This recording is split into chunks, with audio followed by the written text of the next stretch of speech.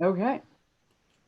I'd like to call the meeting to order of the City of Winona Plan Commission, Monday, July 27th. Could Doug call the roll, please? Chair Moore, Here? Ola Schilling, Here. Mr. Stein, Here. Ms. Fowler. Was that me? Yes, sorry, Ms. Fowler. Here. Mr. Holmquist, Here. Mr. Peterson. Here. Mr. Homburg. Here. And Ms. Fox has another meeting, so will be joining us if and when she can. Perfect. Thank you, Doug. Can I have a motion to approve the minutes from July 13th, 2020? Move approval. I'll second. Great. Any corrections, changes, additions to the minutes? Hearing none. All those in favor say aye. Aye. All those opposed, minutes carry. Thank you. There is no, do we have any appearances this evening? Nobody here at City Hall. Nothing here at City Hall. Anybody else here up for making an appearance? Okay, great. Then we won't have any appearances. We don't have any unfinished business, so we'll move right to new business. 6A, public hearing on the request by Metcalf Brothers Realty, LLC, for consideration of a zoning permit for new use at 5419 Winona Drive, case number 2-008-2020. Kevin, I believe you're up. Great. Good evening, everybody. So we're the owners of the Winona station at the 5400 block of Winona Drive. And we've had a request to occupy one of the vacant spaces that we have upstairs. It's a 2,000 square foot space. It's occupied solely by a single entry door on the main level with an upstairs space of 2,000. Formerly was the karate studio, which is currently, last time I was in front of you was a year or so ago, or a couple of years ago, and that was the Legacy Martial Arts. And so the space has been vacant ever since Legacy has moved down to the lower level. And we just recently received an application for or a letter of intent for that space to have a church occupy the space. There are approximately 40 members currently in the church. We've provided a little bit of their peak times. I can go into a little bit more detail of what they're looking for in terms of their services, but their Sunday services will start around 9 a.m. To 10 with study and music until 11. And then from 11 to 2, they have another service that lasts for about 45 minutes. As I indicated in some of my in my application, that there's several businesses that are closed, or Instaprints that closed on Sundays, as well as the morning traffic on several of our businesses, Cousins, the dry cleaner, as well as the Asian food there, that they don't have the morning traffic. Theirs would be, lunch and dinner rushes. So we feel that it complements the center in terms of our parking. A little bit of history for those that don't know: we have a parking easement that is shared amongst the other owners of the center. It's a cross easement, a cross parking agreement. So a lot of our stalls are commingled, so to speak. So there's several tenants that are not mine, but they occupy some of our space. But we feel like this would be a good complement because the parking is shared, and if you were to take every business there and required to have the required parking stalls by zoning, none of us would comply probably, but I feel like this might be a good use. It's an off-peak time, and they would have some meetings as well during the week that we feel complement the center as well. Wednesday study group at 6 to 8:30. Again, not a full church service. You'd probably have 20 people there.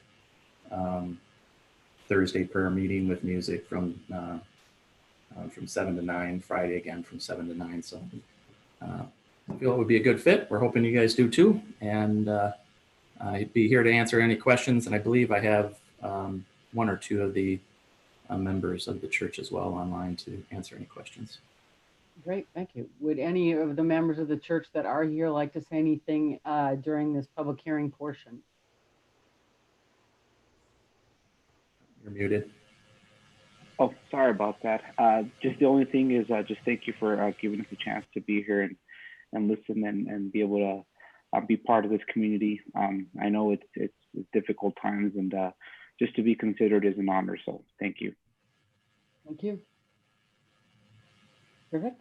Okay, seeing no one else to speak up during the public hearing, we'll close the public hearing and go to 6B, consideration of action on the request by Metcalf Brothers Realty LLC for consideration of a zoning permit for the new use at 5419 Winona Drive, case number 2-008-2020.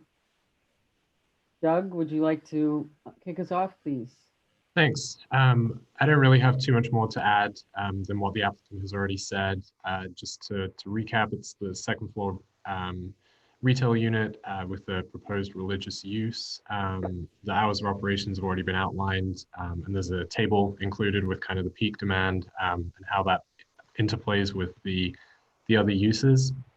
Looking back through the documentation for both this as well as other uses in that retail center, obviously, parking has primarily been the discussion that has come up in the past, but it's staff's opinion that this adds another varied use to the center that sort of complements and balances out some of that parking demand when looking at that versus some of the other uses, particularly taking into account the Insti Prints space to the north and the fact that that would be closed on Sunday with limited hours on Saturday. This is probably when most of the peak time would be, and I think that it sort of meets the intent of some of that, the shared parking and the cross parking easement that is there. So staff recommendation is approval with the conditions attached in the staff report. Thanks. Thank you. Thank you. Chris, would you like to kick it off, please? Okay. I think it's a nice use. Kevin, you and I have met many times over parking in this center. Yep. We've made a lot of agreements on the parking in this center, and the only one that's missing from this is Mike Bezeret. I can't believe he's not online here talking tonight about his parking issues. So for those that aren't used to all these discussions, I agree Insti Prints gives us a great buffer for this use. But remember, it's like all these other uses that we brought in with this, like, can we please ask for overflow parking to go north instead of south? Because the business owners on the south have nowhere to overflow into. And I know we've looked at that, Kevin, a lot of times with employees and other things that have them parked more towards the north. Because if your congregation comes to the south, it pretty much uses up their stalls. They have nothing left. And as Mike Bezeret put it so eloquently so many times to you, Kevin, is shared parking is not monopolizing parking. Thank you. So that would be my only comment. I think it's great. I think welcome to the community. I think just be cognizant of the fact that the parking's a little tough there. I don't know the pizza place's hours, if they have Sunday, once they reopen, if they'll have Sunday lunches or anything. So with Insti Prints shut down during most of peak times, that would be the place to go with excess parking, is to head north. Ever since Princeton Express came in, we ended up with parking issues again. And I think it'll all work. I just think we have to just realize who our neighbors are and, be courteous to them. I would agree. Okay, thank you. Thank you. Christy? Yeah, I really like this use. Nice mix. Like that. I want to say congrats, Kevin, for finding a tenant during these challenging times. Not an easy time to be a commercial real estate owner. I did talk with the owner of Salvatore's Pizza, and he did have some concerns about the parking. Hopefully, I know we all hope someday that his restaurant will be full. And that's when we'll see the challenges pop up, probably. I know, I was wondering if there is possibly a bike rack at the center. I don't recall ever seeing one. And I thought maybe installing one would be encourage maybe the Princeton Club users to bike there and alleviate some parking pressure. We can certainly add one. I believe there's one over by the Princeton Club Express that we installed back when they moved in, but for sure. I don't know if what the area of radius that they commute from, but we'd be more than happy to encourage biking. I'm a biker myself. So. Yeah, I thought, I know, hopefully we see a little more bike traffic on Winona Drive. It's nice to have the lanes there, seeing those be used, and I think that might help. I also was wondering, like how much growth you anticipate over the years. Do you have any way of knowing that? I want to add that perhaps it's really hard to tell sometimes, just because again, during this times, just like any other business, congregation members don't want to go out.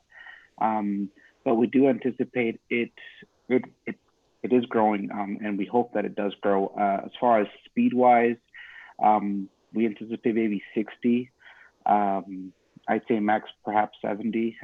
But if something like that comes to happen, we'll definitely talk to Kent at that point. And we wouldn't want, parking to be an issue with so many congregation members at that point. I was going to say, to the south of you is Winona Bank, and they've historically been fantastic neighbors.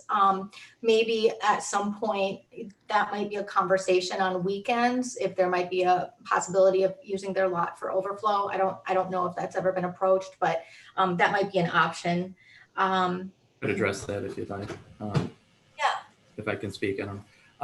So I have approached Winona State Bank back when we were looking at other tenants at one point in time, and Paul there had talked to the board, and it was approved. The one hiccup we needed was some insurance, and you brought up Mike Veserett.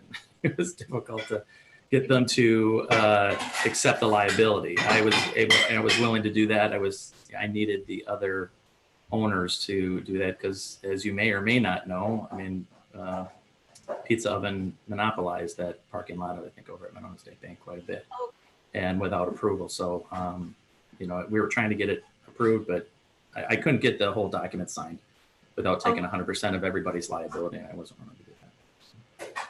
I see Kent's got his hand up there. Yeah. I think I would like to add too that of the people that are attending, and you guys can correct me if I'm wrong, Libney, sorry, is they come in families. It's a family. Like a car would have 3 to 5 people potentially. So if you have 50 people, that could be 15, 20 cars maybe, give or take. Just something to throw at it to offset any possible concerns. Okay, yes, great. For the people that we are counting, we are including children as well. Okay. So at some families do have 6 members, some have 5. So they are large Hispanic families. Okay. Yeah, I think, it seems like everything's pretty workable here. I think the mix seems really good. I appreciate the table showing the peak times. And it seems like when it comes to the parking puzzle, it seems like a really nice fit. Modified that for Chris, I think, from last time. We made a comment about having Princeton Club down at the bottom or something. So hopefully it was better to read this time. Thank you. Thank That's all you. I have. Corinne? Hi, I'm glad you mentioned the note about how they're attending, because I was wondering that too. If you have 40 members, it doesn't mean you have 40 cars. So Kevin, do you have the agreement that you have for parking? That does include the in-steep print lot? Yeah, it addresses by parcel, so it doesn't specifically list tenants, because obviously those change, or buildings. For instance, Okay. the print wasn't even there the building wasn't even built when that was recorded. But it just talks about parcels. It doesn't indicate specific stalls. It just allows, because we have 2 entrances, one on the north side, one on the south side. It just allows us to cross over each other's parking lot. It allows us to park in each other's lot. Okay. And that's just something you could communicate then to the church community as well, that they should park north instead of south when they attend, and then if there's problems, it can be repeated, and as new members come, they can learn that north instead of south. It seems like a good fit. So I believe so. it requires some communication. Okay. Anything else, Corinne? No, I think, I mean, it seems to make sense, and I also appreciated the table. That was a lot easier to visualize what it might look like. So, yeah, thank you. Thank you. Brian? I have no concerns either. We've gone over the parking before, and I think you've come up with a pretty good solution here, and it's a good tenant fit, given the space and the other needs. Welcome to Winona. Great, thank you. Rob? Not a lot to add. I know there is a bike parking facility at Princeton Club. Going back to that comment, there is one there because I used to bike and park there.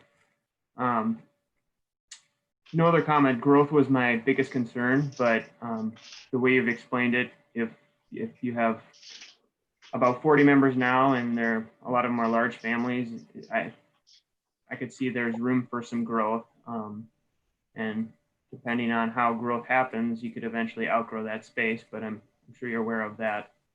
But for the time being, I think it's a great use, and I think that you have a little room to grow too. So that's my only comment. Great, thank you. Josh? Yeah, I'll second Rob's statement. My biggest concern is growth. Occupancy would limit capacity at about 55, 56 folks.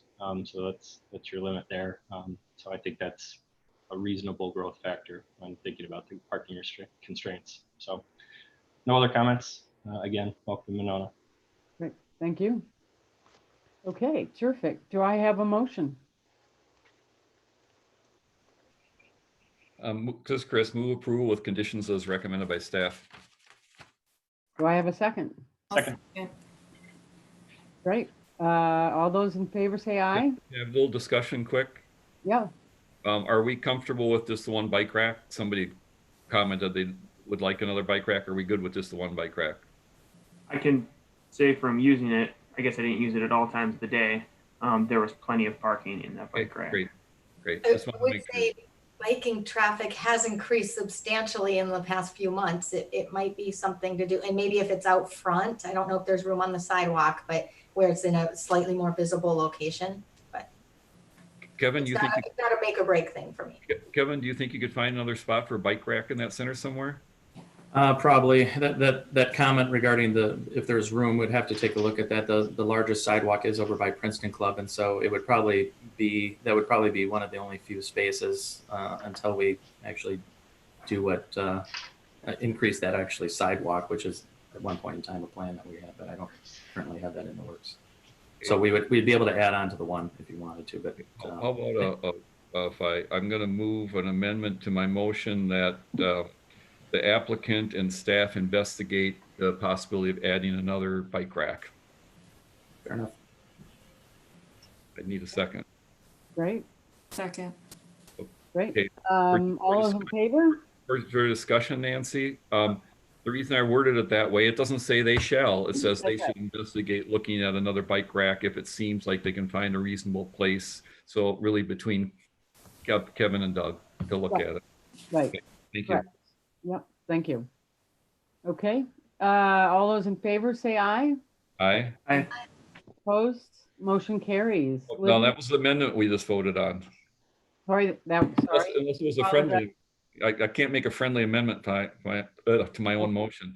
I didn't think that was a formal amendment, but sorry. Okay, that's the amendment. Do I have a motion to approve? Yeah, we do.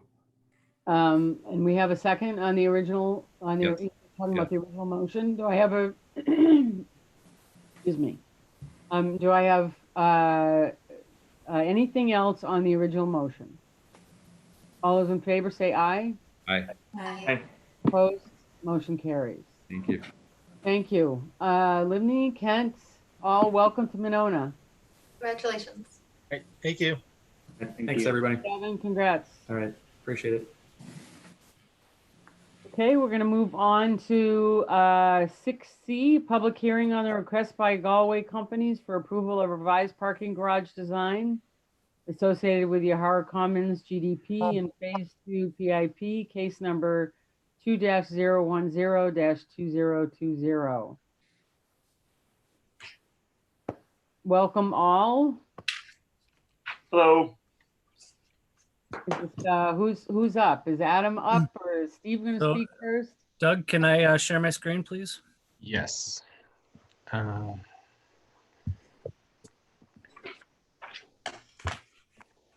make you the host, and then you should be able to take it from there.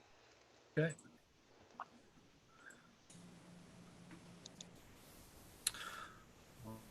All right. Is everybody seeing this okay? Yes. Yes. Good. Steve, I'll turn it over to you. And, Yep. This is the previous site plan from the last meeting. Okay, great. Thanks, Adam. Hi, everyone. Steve. Thanks for welcoming us back here. We, as many of you may remember, the last time we were in front of you and received the project, one of the main talking points was the entrance to the parking garage that's shared between our project and park patrons. And it's been a big pain point for us in trying to get that right. I know it was a concern for the city as well. So we've been trying to work hard on some different options, and we think we've come up with one that makes a lot of sense given the constraints of the site. So I'm going to start just giving you an overview of what was approved, just to refresh everyone's memory. And Adam, if you can kind of point to the plan where Adam's pointer is, there under the project that was approved, there were 2 ramps where Adam's pointer was. One ramp where his current pointer is ramped up about 5 feet into an upper deck. And then the other ramp ramped down about 5 feet into the lower parking garage. And that lower parking garage is where the public would be able to park if they were going to visit the park. So there was concern on both our part and the city that, you know, there's a crossover between the 2 ramps. I know Strand had a concern with the width of the driveways. Both of the driveway widths on this plan were only 18 feet wide. So it was a little bit tight for us, but it was as big as we could make each of them. And then Adam, if you want to just kind of flip to the rendering, that might give everyone a better idea of what that ramping looks like. So yeah, you can see the one on the left was ramping up to the parking structure that was private just for our residents. And the one that was ramping down would be for the public use if they're visiting the park. So that's kind of a summary of them and the concerns. I know there was also a little bit of concern on just icing in the winter going down to that ramp. So Adam, if you can flip to the next plan, we'll show you what we think is a good solution. Can you zoom in just a little bit, Adam? I can, there you go. Okay, so what we tried to accomplish in this plan is leaving the ramp up into the private parking area where it was, which will still have about a 5-foot grade change up. But we were able to widen that to 20 feet since there's only one ramp over there. And then we flipped the public parking entrance just south of the tabletop and the landscape islands that are along the interconnector road, and put the parking entrance that we share with the public right off Inland Way, directly into the project. Sort of directly across from our entrance into our current parking facility. It's a little bit offset, but it's pretty close. And I think what this has done is it eliminates the confusion of where do you park between the 2 ramps, where are you going. It's allowed us to get both of the entrances 20 feet wide, so there's a little more breathing room when pulling in. The entrance into the lower level structure where the public would be parking now only has about a 1-foot grade drop down into the ramp. So it's not going to have the icing concerns that the other ramp would have. And frankly, I think it just makes it a lot easier for the public to find if they're coming to visit the park. They can see a parking sign directly across from the park. And I think it's just a lot more friendly. The other thing we talked a little bit about in just terms of where we would put that entrance is it's on, you'll notice we've got it on the southern edge. And when cars are kind of pulling in and out, most of the lights from their car will primarily be facing at our building when pulling out, not directly into the park. So Adam, maybe if you can flip to that elevation, it'll be a little bit easier to see. There you go. So as you can see, the door or the entrance there is basically right south of the tabletop and the landscape island, kind of right across the southern edge of the park. This one, you can kind of see it from a little bit further back.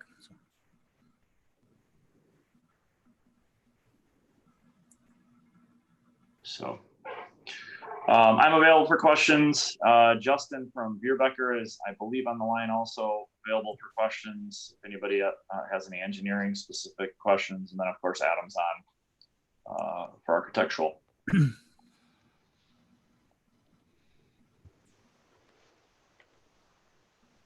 Okay, great. Anybody else want to chime in at this portion before we at the public hearing?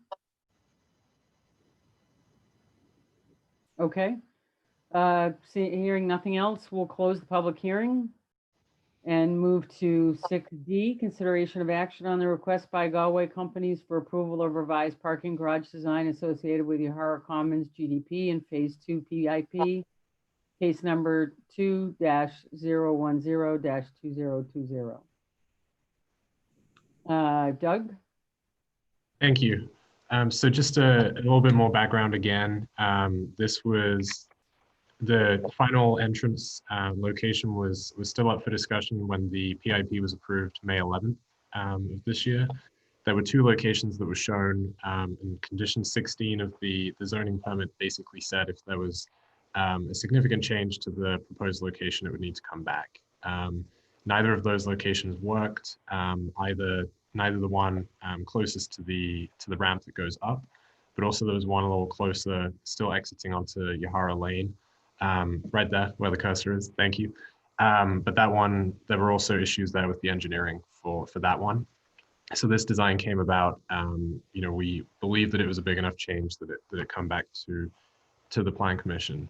I think it's worth pointing out that the Strand, the city's engineering review has not taken place for this yet. It was the applicant's wish to get feedback from the commission before going back and forth with the professional review. So this is more of a commission overview before it goes to Strand for their review. Just getting into some of the parking numbers, looking at the proposed layout that was included in the packet. It actually sees a slight increase in the number of stalls for a total of 288. And I think there's just some efficiencies that have been found there from doing the final layout. But also this design allows for just a better entry point for vehicles coming in. There's not an immediate turn or something like that was needed maybe with the other designs. And obviously there will be less of an impact. In my calculations, and I can be corrected on this, but my calculations had no negative impact to the Yahara Lane public parking, obviously because this would be coming out into Inland Way where there isn't public parking currently. So there wasn't any more of an adverse effect. I believe with the bump outs and things like that, my calculations had it being exactly the same. Just a couple things I did want to raise though was with the benefits of it coming out on Inland Way, you do have some trade-offs, potential trade-offs there with pedestrian bike conflicts. Recognizing that there's not much of a slope there with this proposed entrance, which does help, but there will be increased foot traffic here, you would expect, versus the Yahara Lane exit. So just a trade-off there to be aware of. I mentioned in the staff report the possibility of maybe a material change or something like that. You can even see here in the rendering that it's a slightly different color, just so that people are aware. Maybe you are crossing a roadway, and just have all users be aware of that. I also wanted to mention city standards for access management guidelines, and corner clearance from driveway or driveway corner clearance. So it's either 50 feet for a low traffic generator or 100 feet for a medium traffic generator. This looks to be closer than that, although I recognize with the unique nature of this sort of urban mixed-use space, that may be something the commission is willing to allow. Something that did come up in city staff review from the Director of Public Works was the propensity of box trucks when making delivery, the smaller trucks to park, particularly on Inland Way, that might just create a little bit more of a vision hazard there. I know that the larger trucks are using the Broadway parking area, but smaller trucks, often find themselves here. So it's another user in that space. The final thing I'll raise is the landscaping, lighting, and utilities. There were a couple larger trees here that were proposed that would be taken out because of this driveway. So if there's discussion about that, and also one of the city staff highlighted both the light pole and the storm inlet that was shown on the civil plans in this location that would both need to be relocated. So I'm sure all things that would come up in the engineering review, but just things I wanted to make you aware of. With that said, staff recommendation is approval with the conditions attached to the staff report. Thanks. Thank you, Doug. Let's go to Josh.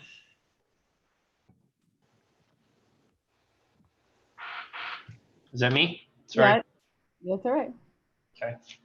The only question I have is pedestrian access in and out of the ramp, and I think that's shown on the site plan. But can you clarify how pedestrians access? Pedestrian access, there's one point here, and there's one point over here. Where is the second one? Oh, there. Okay. Got it. I got to move my pictures out of the way here. Right there. Okay.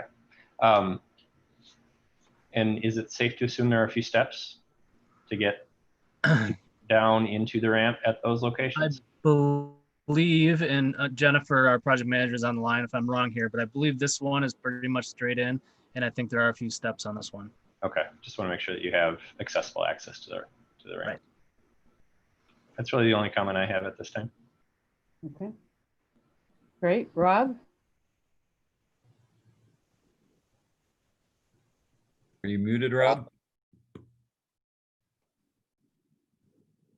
All right, thanks for bearing with me there. This is a tricky one because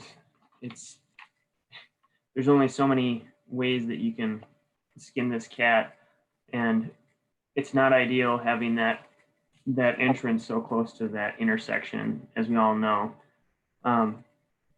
That said, in more urban areas, these sort of things are a much more common occurrence than we might typically see in Winona.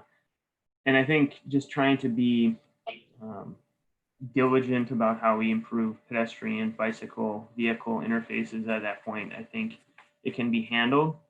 Also, the fact that it's at a tabletop where we have raised planters kind of impedes visibility some as well, which is, again, unfortunate. All that said, it seems like a reasonable solution given all those constraints, which does make this kind of a difficult, I think you said it's been a pain point, which I can understand, and I know you've been working to try to solve this as best you can. I think the utilities and the stormwater stuff can be dealt with. Could you explain a little bit more, Douglas, about how or where the box trucks are exactly parking? I read Dan Stefani's comment, and I just wasn't okay right there. Yep. It's there, and then sometimes a little bit further, just pretty much on the raised tabletop there. So where Adam's showing is as well as a little closer to the entrance. Yeah. Just on the one side of the road? Typically on that side, yes. Yeah. Okay. Okay. I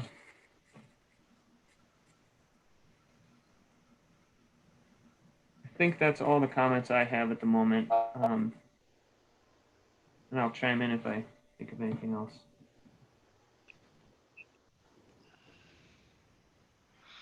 Okay, great, thank you. Corinne? Hi. So there was well, first of all, I do like this. I like that it's going to have a lower grade, and I do like that there's visibility. And just thinking about how there was some concern about resident parking and the public using the resident parking under the current, this is going to provide that separation, I think, which is going to be helpful. And you can put another one of those resident only parking signs on the resident parking, so there'll be some clear definition of where to park. Doug, you had a comment in here about the site circulation and the corner clearance, and that there might need to be an exception from the requirement. Do we know what that distance is, and if there is an exception that is going to be needed? So I didn't have a full civil layout. I would almost guarantee it's less than the 100 feet. I'd suspect it's less than 50. But it's more of a, I would leave it to the commission as to whether it's, as Rob said, whether it's a condition of an urban location that the group would be willing to allow. I wanted to outline that is, a typical guideline that we use in the rest of the city, and just to bring that to everyone's attention. Okay. And do you have a sense for when those box trucks are parking there? Is it they're doing early morning deliveries really before there's a lot of traffic in the area, or is it all times of the day? I would say the instances that I have seen would probably be between 8 and noon in the morning. So certainly not, before any vehicle traffic would be there, but I think arguably away from the peak hours. Okay. They're primarily for Buck and Honey's deliveries, and a lot of them are early morning, like Okay. 8. And why do they pick that spot instead of going in through the front door? Because and really a lot of these deliveries are just for their lower level area, because if they didn't load from down below on Inland Way, they would have to load them on the top parking deck and then roll them down the stairs. Oh, okay. There is an elevator, but it's like some of the larger items that he takes delivery of can't really go in the elevator with hanging it up. So the most of his deliveries still occur up on the top deck. Okay. Have you had anyone complaining about it? Not that I'm aware of. Nobody's complained to us. Okay. Okay. And I guess I like the idea of doing something with the entrance and exit there, just to mark it as, caution, be careful, make sure you're looking both ways. But the bike path is on the other side, so I'm not as worried about the bikes. If people are coming for ice cream or whatever, I feel like they'll come in from the other side and park their bikes and then walk over, so it won't be in the way. So it's more the pedestrians. So I guess the consideration for whether we need to grant an exception is something that we should think about. But otherwise, if the engineering review is okay with it, and like Rob said, some of the other conditions can be worked out as far as the light pole and the sewer. I like the change. Okay, great, thank you. Chris? Yes, since I never have a strong feeling.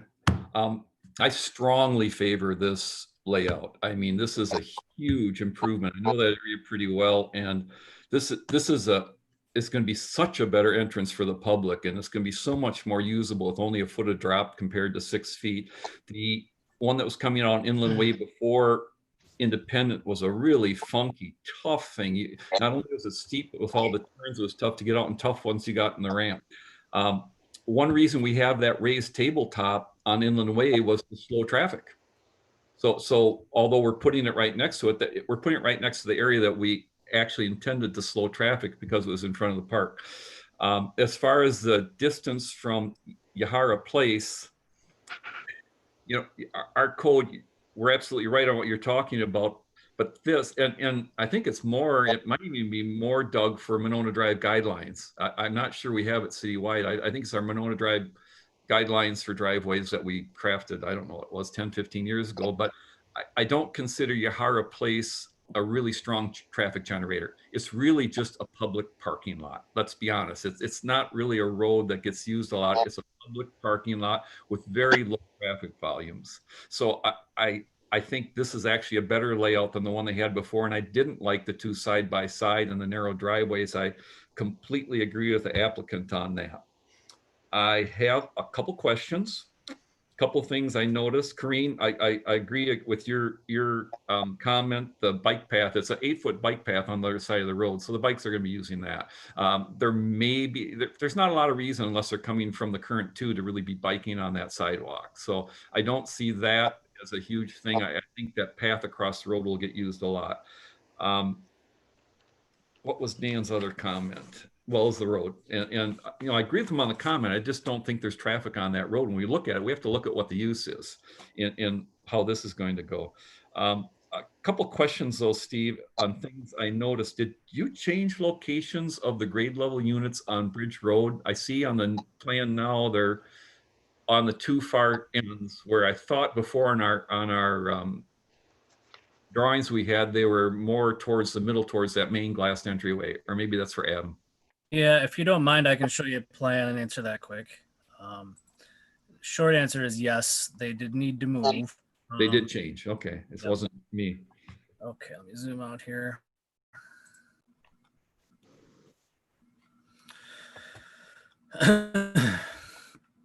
Okay, so a few things as we were working out the detailing of this and how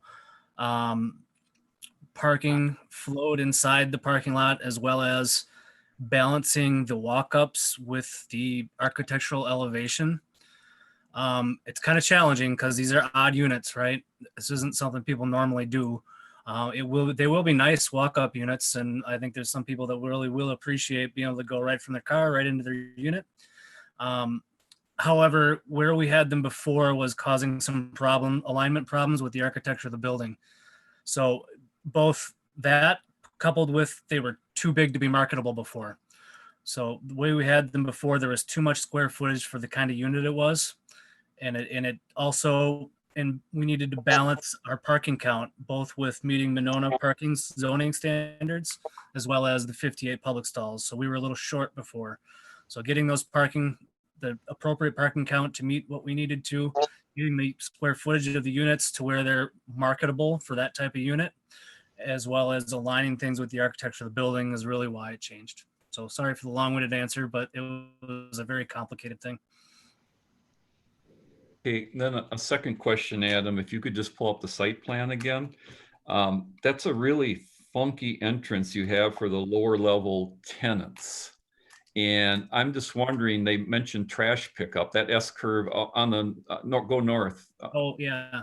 And they mentioned, I thought at one time you told us trash pickup was there, but I can't see any way a garbage truck could get in there to make a pickup. It is. So maybe Justin, you can help with that one. Where is your trash pickup? Right here. It is. That's why, because one of the staff comments was for trash pickup. I thought it was on that north end. I just don't see how a truck gets in there. Yeah, so the the drive entrance is 26 feet wide, and then I believe we're at 20 feet, you know, at the building. So so we've given them more room up at the top end to get down. So they would drive in, pick it up, and then back out. So it does flare out on the upper end of the drive. Comment. I know it was on our last one, but you might want to consider a little more maneuvering room for trash pickup than that. You know, most of them come in with quad axle trucks. I don't see a quad axle truck making that without backing over your curb and your landscaping. But We could definitely do that, Chris. yeah, I'm sure you'll want to look at that, Steve. But the only reason I bring it up, if we approved it that way, but I think it's a minor change, but you should look at it. I don't see those big, and you can't get those little garbage trucks anywhere. I don't see him coming in there without making a mess out of your entrance. I also worry a little bit about a garbage truck backing out for that truck. Absolutely. I worry a lot a bit about that. So I think that's something you can maybe take a look at, massage. But I think if we approve this, I think we can cover it easily with just the finding of fact that we find this an acceptable distance from that intersection for this particular use in this particular area. We can recognize the fact that we look at it, but we feel it's appropriate based on all the other surrounding factors and our other options. And then I would agree with the added condition that, Steve, you just do the colored concrete at the sidewalk the same as in the rest of the development. Every time we were crossing a bike path, you saw that little different color concrete the city picked. I think the same thing there would give the visual aha moment that a couple of commissioners were looking for. And it would be consistent with everything else there. Yep, absolutely. And for what it's worth, the center line clearances is at 48 feet between the drive and the side parking there. That is worth, that's almost the 50 feet for a low traffic generator, which Yahara Place clearly is. And I want to add to that. You know, I've been down there a lot. Inland Way isn't just a booming street. It's not like Bridge Road. Inland Way, for what I've seen, has a lot less traffic than Bridge Road. If we were talking about the intersection of Inland Way and Bridge Road, for me, it would be a totally different decision. Right. I agree. Right. Okay. Anything else, Chris? Nope, that's it for me. Thank you. Okay, Brian? I agree. This is a much better solution overall. I had one question that the plans that we had in our packet for the lower level parking, these plans weren't updated in our packet to look at this entryway. Is that correct? Correct. The plans were not updated, so it's because we're all the way through documents. It's there's a lot of drawings involved, so we just wanted to communicate the change first. Yeah, perfect. And I didn't have a concern. I just wanted to make sure I wasn't missing something on here. But what you've shown us here, I think, is much better in so many different ways. I agree with the closeness of that entryway. I'm not concerned at all.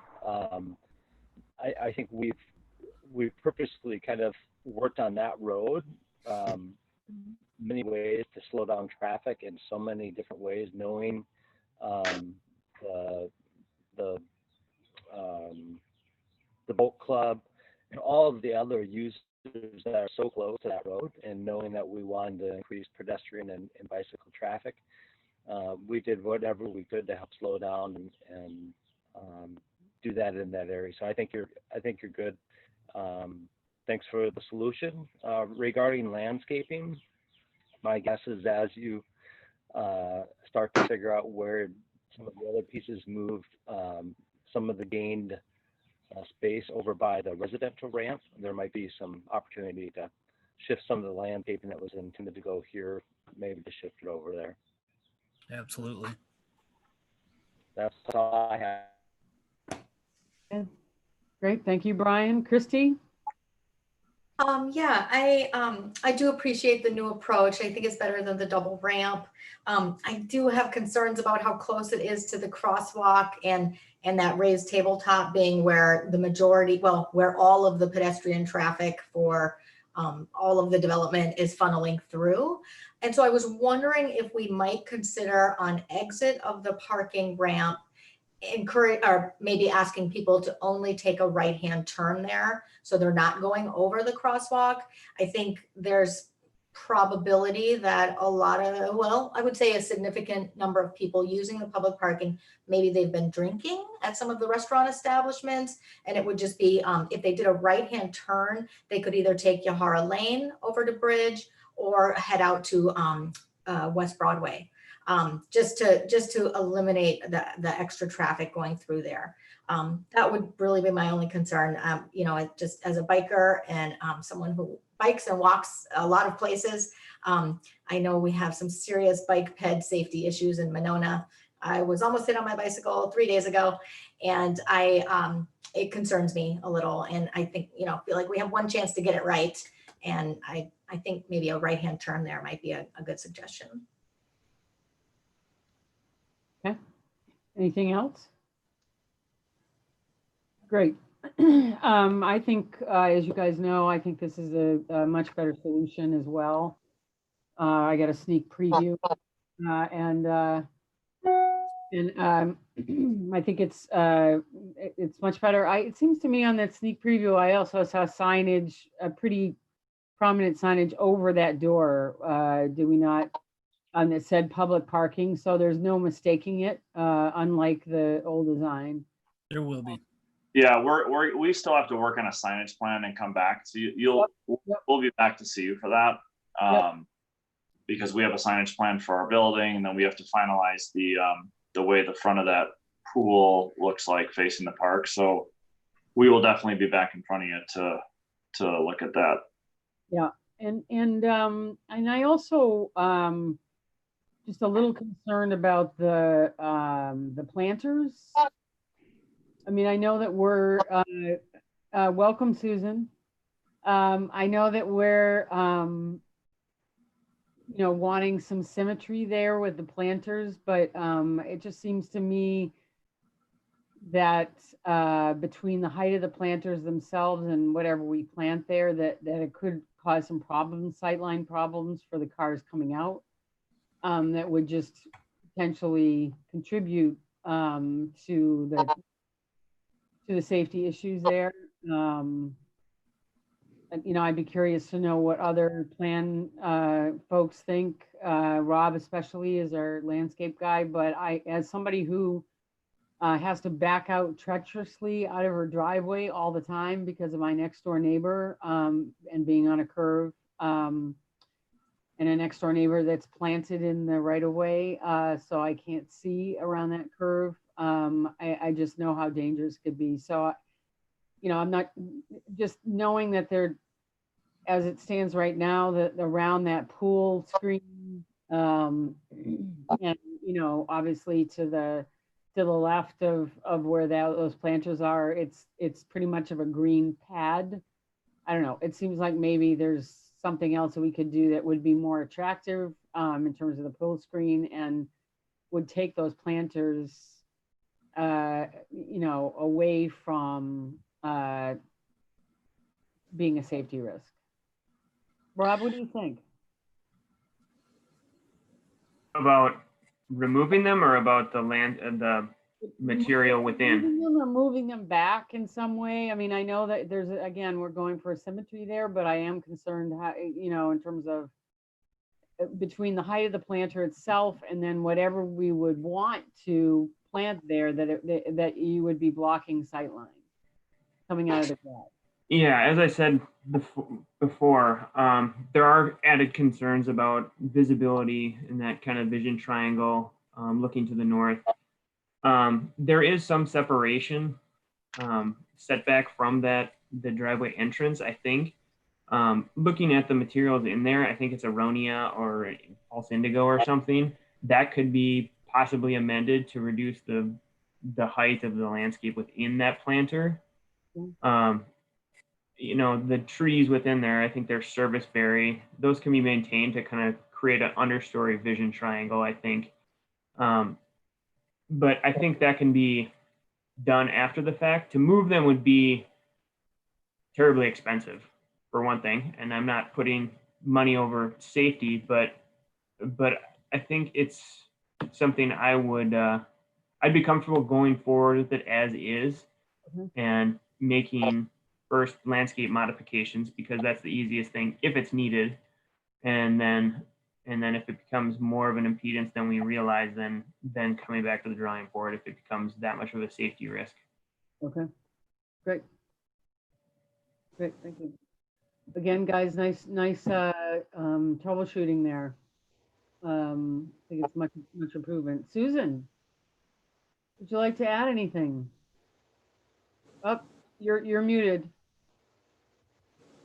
I probably not, because I'm assuming you covered most of it. I would just say that I really do like this location, and realizing that there are some of those sightlines issues. I had assumed planting signage later, even right up by the garage as people are coming out, reminding them to watch traffic, something. I mean, I assume that will be coming later. So the planter thought, I think, is a valid one, and that's just, I think we'll have to see where that goes. But overall, I don't have anything else to add. No.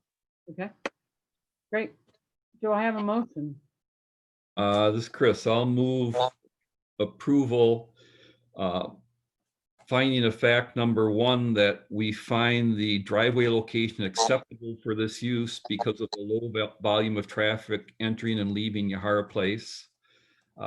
Recommendation with the first 3 conditions as recommended by staff. Condition 4, that colored concrete shall be installed to match the rest of the development at the sidewalk crossing. Condition 5, that we approve the revision to the grade level units on Bridge Road. Condition 6, that we recommend the applicant look at revisions to the north lower level underground parking entrance, and it would be approved by staff. Condition 7, that the commission may require a right turn only sign in the future. And condition 8, that there's public parking signage. Thank you. Do I have a second? I'll second. Great, thank you, Josh. All those in favor say aye. Can I, Christy, I didn't take your right turn only comment lightly, but what I thought, wording it this way, if we find it to be an issue in the future, that we do find it to be a traffic issue, we can require it in the future, but we can open up and let it start like this and see if it really is a problem taking that left turn out of there. I think that the traffic levels on Inland Way, especially on that raised island, are pretty low too. And I think if I'm leaving that parking ramp after a major event and there's people streaming there, I'm automatically going to turn right and cut up through Yahara Place. So I think it'd be nice to let the applicant try it the way they have it designed, make sure it works. And if we really find that we have an issue and a lot of complaints, then we have the ability to come back and say, we just need a right turn only sign out of there. And I hope the applicant's okay with that then too. Yeah, I like that solution. Thanks, Chris. Yep, we're good with that. Okay, great. All those in favor? And one more thing, that condition 6, it's fairly loose. We're recommending those revisions. I left it to work it out with Doug. I know the applicant said they would, but it's just to recognize that we're going to maybe tweak that entrance, and that gives Doug the ability to work with the applicants and make some tweaks on it, and they don't have to come back and see us again over it. Yep. Hey, Chris, can I just make one small comment? And so this is one thing we're kind of struggling with on the signage for the ramp, is the parking is really, it's not public per se, it's specific to our project and the park. So one of the things we're struggling with is, how do we come up with signage that addresses that it's specific to our project and the park, but that this is not just necessarily a park and ride facility? You know, I have a lot of faith in you. You've been so creative on this whole project, and you've such great solutions. I only said that so that we have the condition says it would be public parking signage. So whatever you come up with to do that, we just have to have some way to let park users, and maybe the people are doing the Buck and Honeys, know if there's public parking available, and there might need to be some other signage that I don't know. You're going to come up with something really creative. I have a lot of faith in you. Yep, great, thank you. I would think you could, like Chris said, put in a smaller sign inside with kind of the regulations, no overnight parking if that's a thing, no parking for breakwater if that's something, or No, we're not trying to present, it's only an issue if it's an issue, right? If it gets full and if it gets full of people that are using it for the wrong use, and then all of a sudden the city doesn't have parking for the park, then it's a problem. Right. Where we have a problem, what I've watched before is we have all the boaters that park up in Buck and Honey's lot, and I've watched them carry their coolers down, jump in a boat somebody else pulls up with, and take off for the day. And I think that's the park and ride you have to worry about the most. Yeah. And that's a problem throughout all of your parking. I've watched them park there many times this summer and carry their coolers down, and somebody picks them up at the pier. Yep. Yeah, we have to. They don't even buy a thing from Buck and Honey's. They just use it for a parking lot. So I know your concern. I also know your creativity. Thank you. Okay, great. Now we have a motion on the floor that's been seconded. All those in favor say aye. Aye. Aye. Opposed? Motion carries. Thank you. Thank you. Guys, Thanks. forward to seeing the shovels in the ground. This week, end of this week.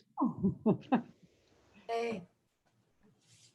Good deal. Okay, number 6E, public hearing on the request by Nazia Corbett for consideration of a zoning permit for new use at 4201 Winona Drive, case number 2-009-2020.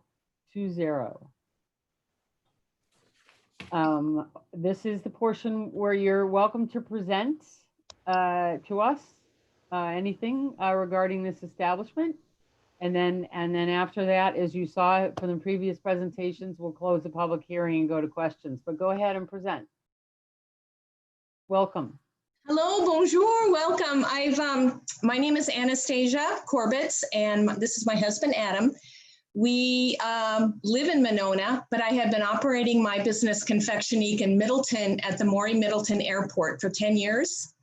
And the pandemic really caused me to rethink the idea of being so far from home because I have a lot of not only in-person events for Confectionique, but I also do a lot of online sales. So during the pandemic, I found myself going back and forth to the shop several times a week, bringing the items back to send them from home. It was just a giant process. So I decided it was time to look at moving close to home. My husband and I live in the home that Adam grew up here on Midland Lane. So we were able to find a location just up Winona Drive, just 2 miles, hear this, 2 miles from my home. It's so awesome. So anyway, just everything fell into place wonderfully with Tama. And we were able to get a space that meets my needs for my French markets and also for shipping my merchandise all over the world, basically. So I guess I'm looking at getting permission to have my store in this location because it had been vacant for a little while, which means I guess the zoning considerations have to be looked at again. So I'm asking for permission. And then the way my business works is I only open about 7 times a year for events, for specific French markets. And I can't imagine doing anything other than having people reserve a spot to come in. It just seems to work the best for our business model. So we want to open in August for our next market. And I already have half my slots more, full for that market. So I'm hoping you guys approve it. Talk about jumping the gun. But anyway, I'm pretty excited to be close to home. I really am. And a good thing is I have over 10,000 likes and I get people from as far away as Chicago that come to our markets. We get people from Wausau, Chicago, Cross Plains, Blue Mounds, just all over the state that get pretty excited about coming. So that's me. Great. Thank you. Mama, do you have anything to say? Hi. We're just super excited to be able to rent some of our space and very excited to have Anastasia come in the property. Great, thank you. And it doesn't appear that there's anyone else here to speak, so we'll close the public hearing and move to consideration of action on the request by Anastasia Corbett for consideration of a zoning permit for the new use at 4201 Winona Drive, case number 2-009-2020.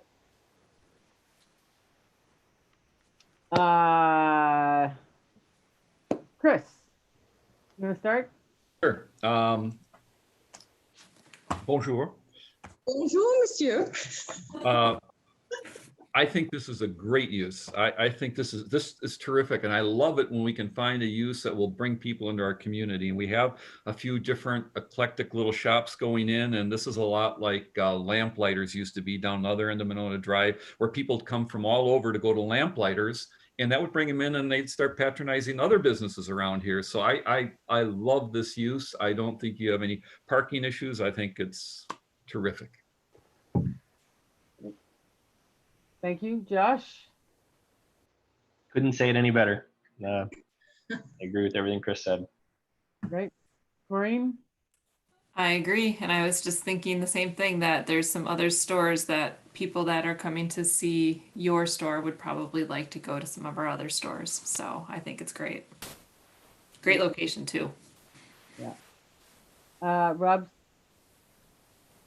I agree with everyone. I think we're quickly becoming a destination for boutique shopping in Winona Drive. So welcome.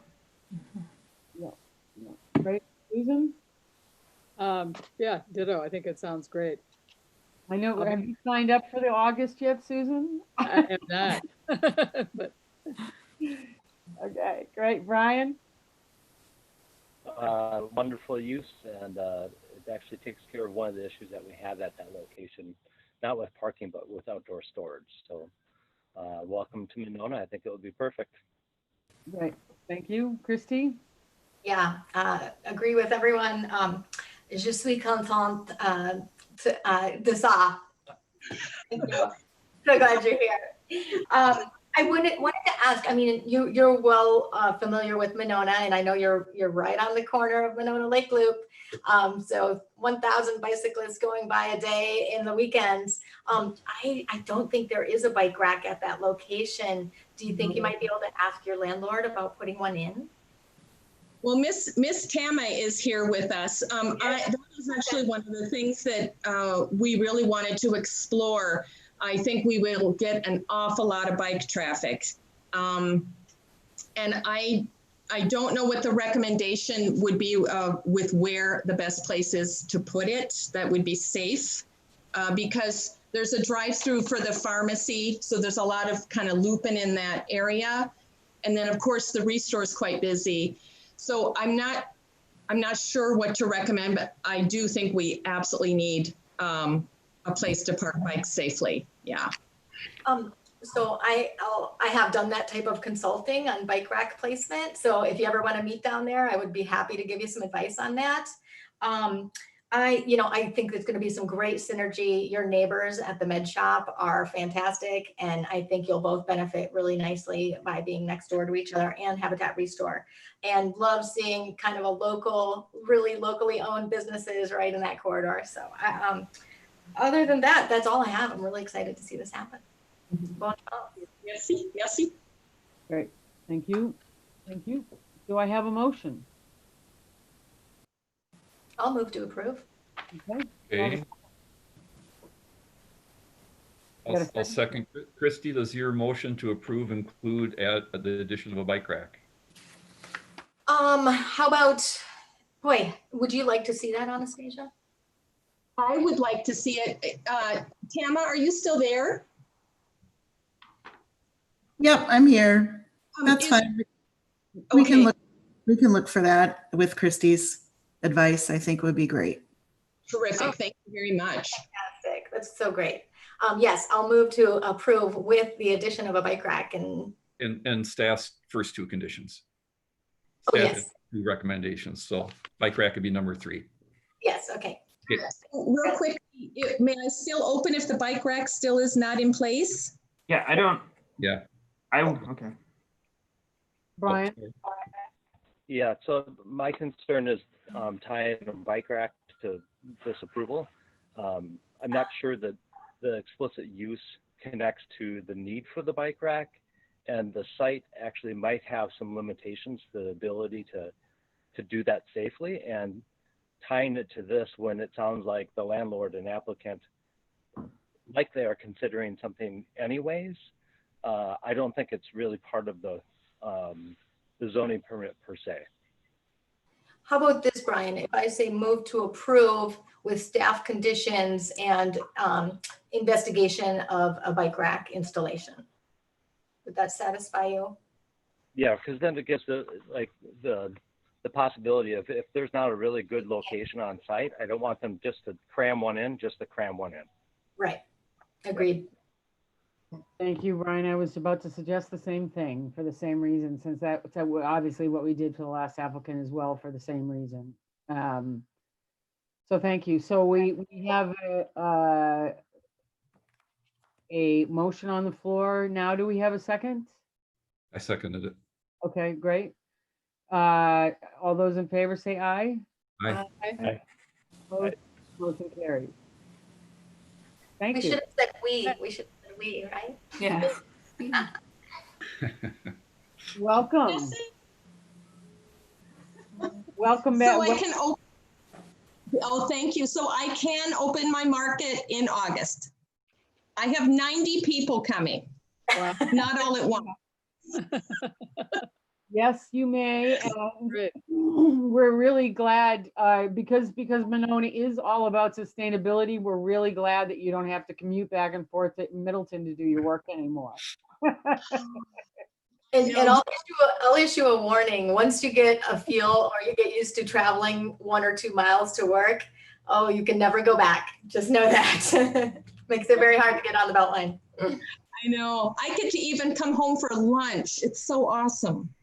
All right. Thank you very much. Thank you.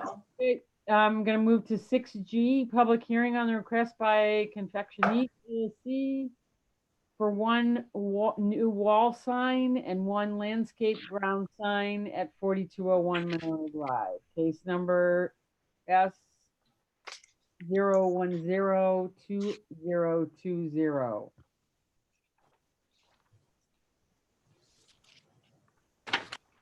We have the vendor, the sign vendor here, Mr. Dacey, as well as the applicant still here. Hello. Hello. Welcome. Thank you.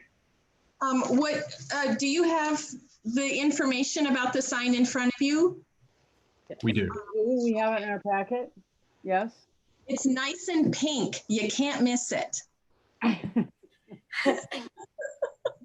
Chris will be really excited. This is the public hearing portion. Is there anything besides its color? Is there anything, Dom, that you'd like to say about the sign?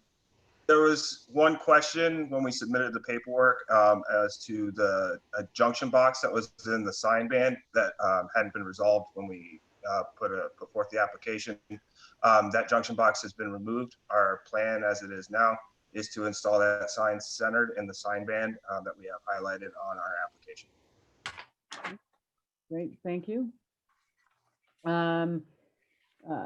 Anastasia, is there anything else that you'd like to say about the signage before we close the public hearing?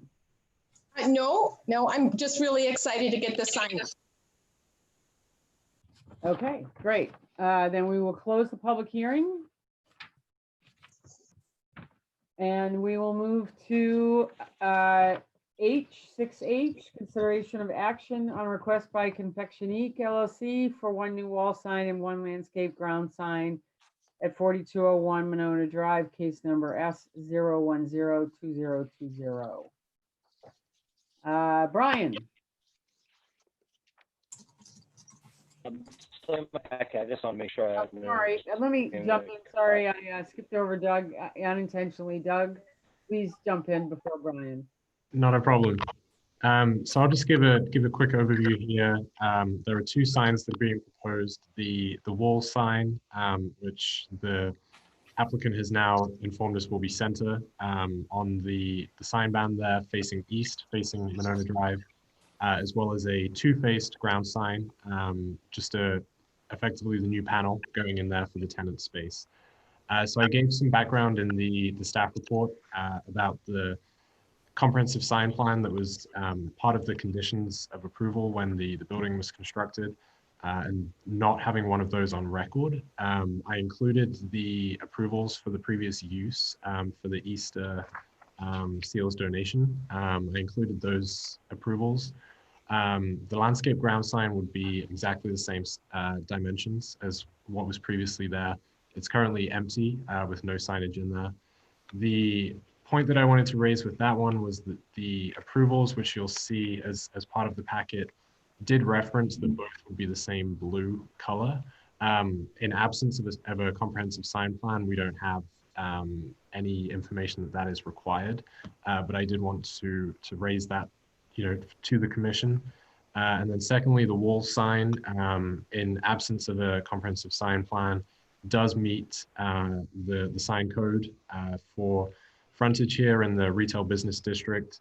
Typically, it would be 30 square feet, and the proposal is for 24. So primary concern here was the potential for it to be located off center, but with that being centered now, that alleviates that main concern. There is, pretty strong recognition you can see from the Mr. Dacey's letter, the current sign or the previous sign at the Middleton location. There's pretty strong brand recognition to the magenta color, and you'll see that that's replicated in both the wall and the landscape sign. Thanks. Thank you, Doug. Brian. I'm glad you had Doug go first, because he just answered my question. It was in regards to the landscape sign. I didn't know if you were trying to reuse a previous sign from the Middleton, but it looks like that sign will just not be utilized on this site. Other than that, I have no concerns to look good. Okay, great, thank you. Susan. No, I was trying to picture the magenta color in that existing frame, because I assume is that red frame that's on the landscape sign will stay and the panel fits right in there. But given that there's no comprehensive plan, that's probably fine. I'll see I'm just wondering what other people think about that, if that's an issue. Okay, thank you. Maureen? Oh, Tom, did you want to say something about that? No. I'm just making sure I can hear. Okay, great. Corinne? I had the same question because it's hard to tell what color it really is. I mean, you said it's pink, but the landscape sign is red. It's got this red border around it, and the one above. So I just didn't know if that would look, if it was red and the reds are complementary, maybe it would be fine. I mean, I don't think it's a landscape sign and there's no comprehensive sign package. Maybe it's not a big deal, but have you looked at how the color is going to look in that red frame? I didn't. Oh, I see.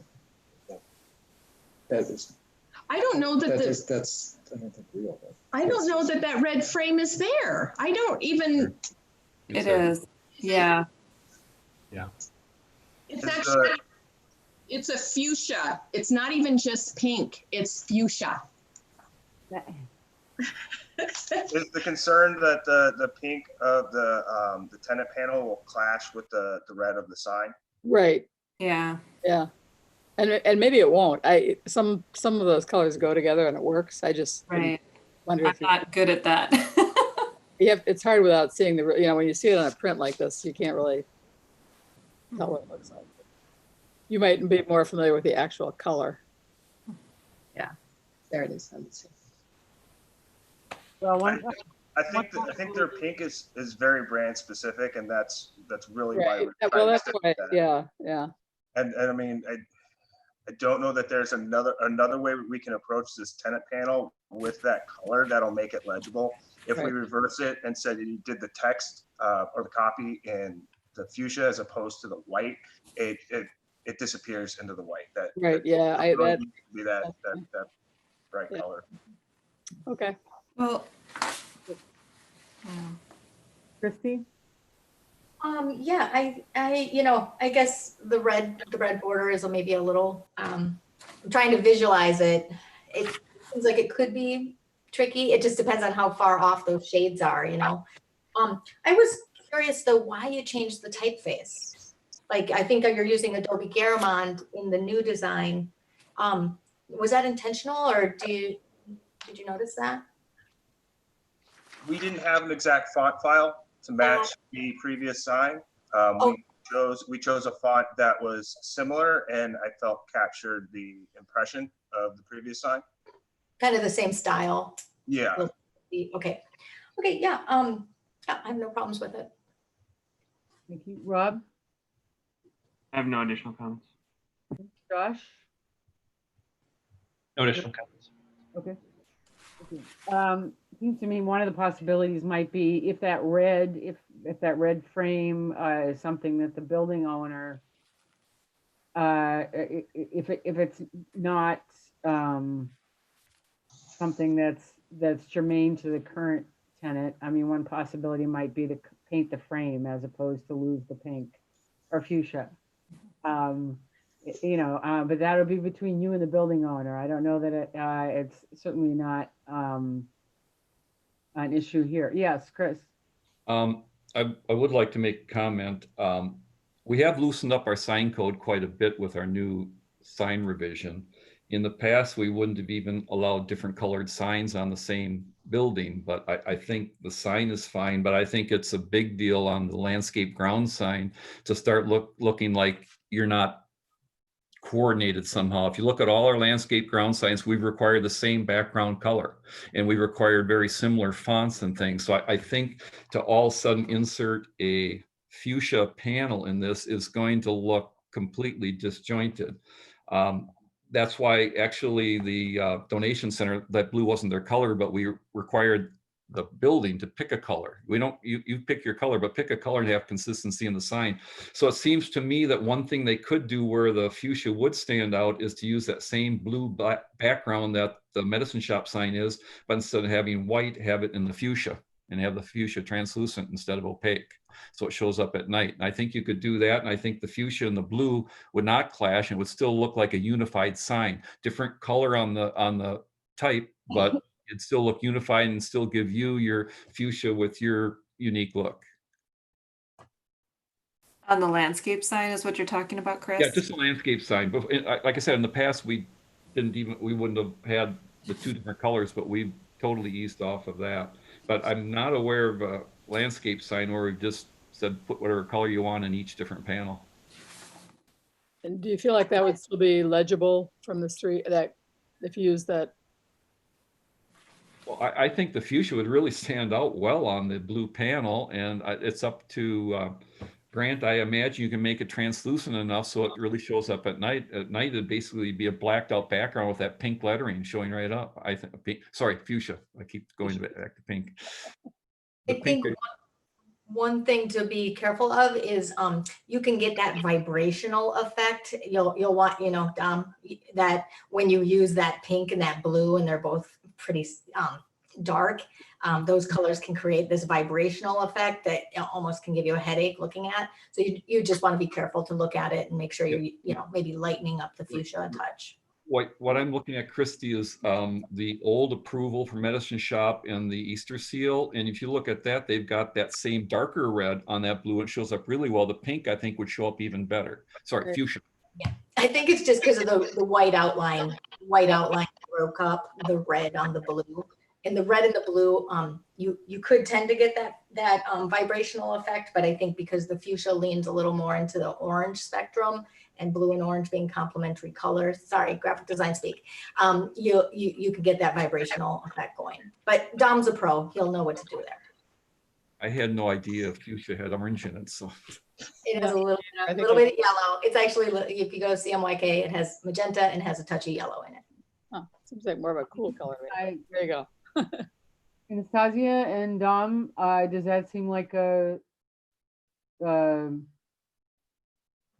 okay? Making it happen, we can go either way with it.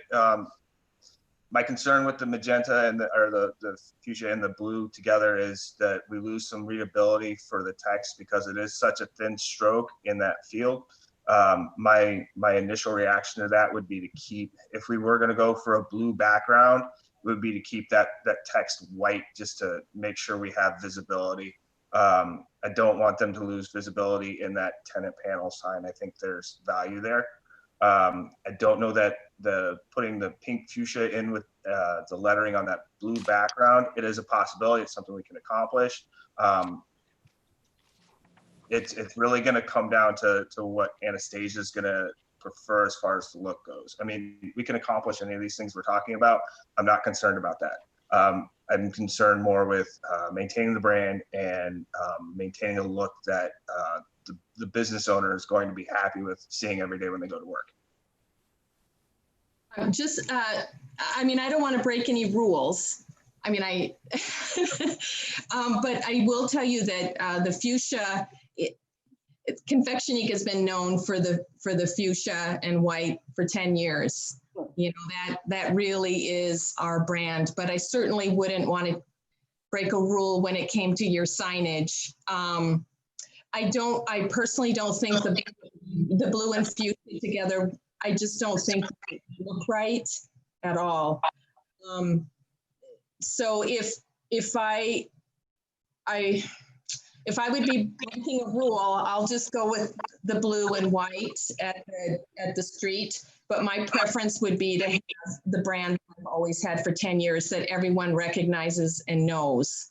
They see the fuchsia sign and they know it's Confectionique. But that's just my preference, but it's up to you guys to plan the city. Yeah, Chris? I totally understand your need and your want for your branding, which is why we've changed some of our standards and we're allowing that 3-foot high fuchsia sign on the building instead of saying the building signage needs to be the same. I think you get a big pop for that. The landscape ground sign, its function, at least in our sign code, is just let people know that they're going by those businesses and to just simply identify the business. And so it's a different purpose. I get it, but that pop is that pop right in front of on top of your front entrance, I think. Yeah. Yeah, Susan? I was just wondering if you did use white lettering, if I notice on your Middleton one, you have a strip across the bottom that says craft shop, craft market. If you could have that in pink, I don't know. It might be a way to, I was trying to think if there was another way to put some pink on the sign without having it be the whole lettering that might, I don't know. Maybe I'm that's. only going to have Confectionique. I'm not going to have a vintage French market on there. People know Confectionique by its pink sign and they're not necessarily, so I didn't want to put that extra busy lettering. I just was going to have Confectionique. Right. That I get that. Yeah. But my preference is to have everything in my color, but I can have, it sounds like you have no problem with my having a fuchsia sign above my store, correct? Correct. Right. Okay. That's fine. Well, I'll let you guys decide on the one on the road, since it has a lot to do with rules and stuff. Okay. I guess I don't want to break rules, so. Sorry? I have one more question if I could. What's the material of the sign over the main entrance? What is that material? It's a panel on a 2-inch tube frame. What type of material? Vinyl of an aluminum ACM panel attached to an 2-inch aluminum tube frame. Flush mounted to the sign band. So the vinyl's on aluminum? Yes. Okay, all right, thank you. I was just curious. I appreciate that. Sometimes we get people coming in and just want to put it on the signboard, the plywood with the sign face on it, and they don't stand up really well. No. This is a 5 to 10 year sign at the least. Yeah, appreciate that. Thank you. And then the only other comment I would have is it's a landscape ground sign, and a lot of that landscaping is either poor repair or gone. So I think we just need to make sure we reestablish some of that landscaping with the caveat, no tall plantings on the east side. I'm sure we've all heard about it for years with those tall grasses, and I know the owner took them out. We appreciate that. Thank you. But it was creating a vision issue coming out on Winnequa, which is that is a very busy intersection, Winnequa onto Monona Drive. Might be a way to add more fuchsia plants. Yeah, purple echinacea or something. Yeah. Great. Do I have a motion? This is Chris. I'll move approval with condition 1 that the wall sign is centered in the space. Condition 2 that the landscape ground sign panel shall have the same background as the existing panel. And condition 3 that the landscaping shall be refreshed and make sure there is no tall plantings on the east side of the sign. Do I have a second? Second. All those in favor? Aye. Aye. Opposed?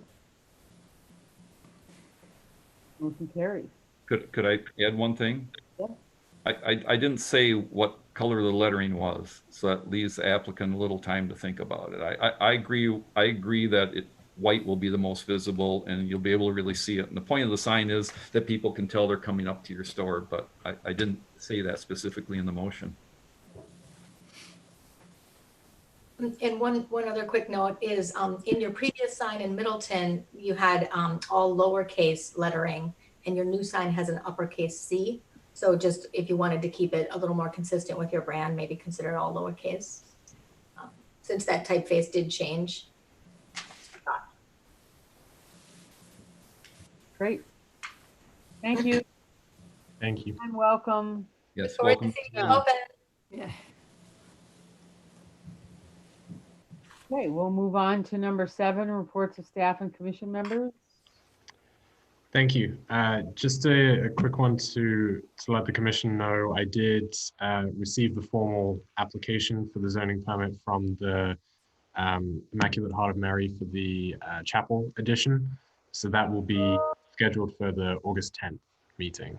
At this point, that's the only item, but they've made the revisions from the pre-hearing, so that'll be moving forward for the 10th. Thank you.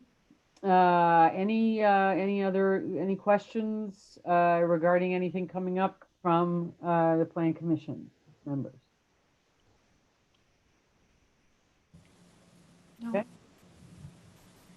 Well, I am going to be out of town on August 10th, but it occurred to me for the first time, it doesn't matter because we're going to be Zooming anyway. Yeah, right. You thought you could go on vacation. Right. So I will see you on August 10th for sure. Do I have a motion to adjourn? I'll move to adjourn. Do I have a second? I will second. Great. All those in favor say aye. Aye. Aye. Great. Stay cool and healthy, everybody. Thanks again for everything. Bye. Very much.